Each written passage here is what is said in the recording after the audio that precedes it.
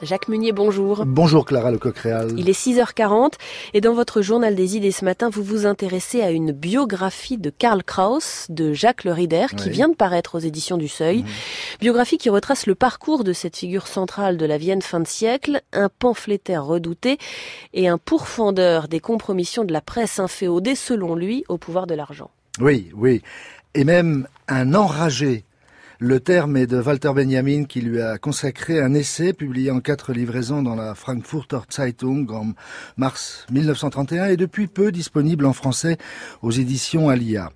On peut s'étonner avec Jacques Le Rider qu'un journal, l'un des plus prestigieux en Allemagne, ait accepté un texte si long, si dense et si critique envers la presse. Walter Benjamin y écrit au sujet de Kraus que le simple nom d'opinion publique suffit à lui faire froid dans le dos. Les opinions sont affaires privées, le public ne s'intéresse qu'à juger. Or, c'est justement le rôle de l'opinion publique fabriquée par la presse que de dépouiller le public de sa capacité de juger. La presse, ajoute-t-il, n'exige pas seulement que le véritable événement soit la nouvelle de l'événement. Elle provoque cette identité inquiétante qui donne systématiquement l'impression que l'annonce des faits précède leur accomplissement. À quoi s'ajoute, selon Jacques Le Rider, que le journalisme est la colonie pénitentiaire de la langue, où celle-ci est réduite à un usage communicationnel et informatif et se dégrade en bavardage, en verbiage, en phraséologie.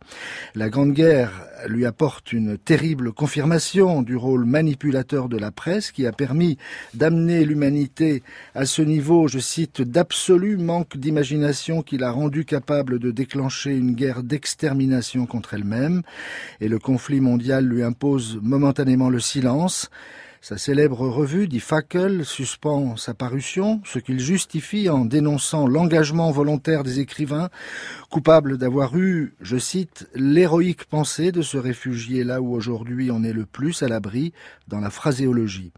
Et d'ajouter que celui qui a quelque chose à dire s'avance et se taise. Pour lui, la déflagration est une apocalypse annoncée depuis la Belle Époque. La presse, la politique et la modernisation capitaliste ont répandu dans la culture, et d'abord dans la langue, des poisons mortels. La guerre mondiale n'est que l'aboutissement, l'accélération et l'intensification de la machine infernale de destruction du monde qu'il s'emploie à dénoncer depuis longtemps, résume Jacques Le Rider. Vienne est alors minée par les conflits sociaux, le nationalisme et l'antisémitisme. Les libéraux qui soutiennent la position hégémonique des Allemands d'Autriche n'ont pas pris la mesure de la question des nationalités dans l'empire des Habsbourg. Dans un article prémonitoire sur la mort de l'archiduc François Ferdinand à Sarajevo, Karl Kraus désigne l'Autriche comme la station d'essai de la fin du monde. L'hécatombe lui inspire l'un des textes les plus singuliers qui lui soit consacré, Les derniers jours de l'humanité, une pièce d'un genre nouveau, la tragédie satirique, où le montage de passages méditatifs et métaphysiques et de coupures de journaux ou d'extraits de discours officiels voisine avec des tableaux de farces grotesques et grinçantes, à mi-chemin entre le Grand Guignol et Ubu Roi.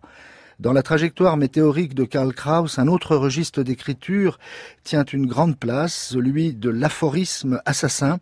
À cet égard, Roland Barthes a pu le comparer à Léon Bloy, notre entrepreneur de démolition, notamment sur ce point commun, l'érotique du langage, je cite, pratiqué avec fureur, dont ils nous font encore aujourd'hui partager l'emportement.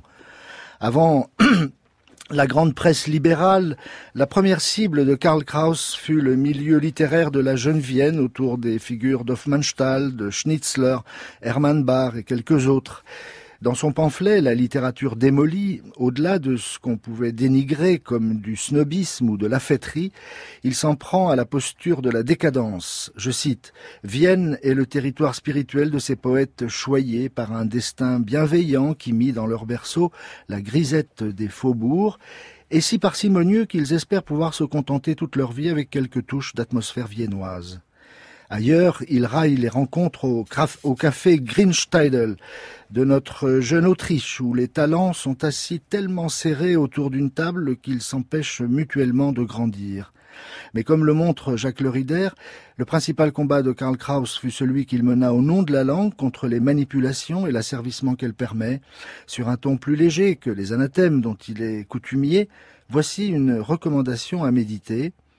Les notices d'utilisation de la langue devraient être écrites de manière assez illisible pour qu'elles inspirent un peu de respect au locuteur, comme une ordonnance au patient. Avec le doute, qui est le meilleur des maîtres, on aurait déjà beaucoup gagné, plus d'une parole resterait inexprimée.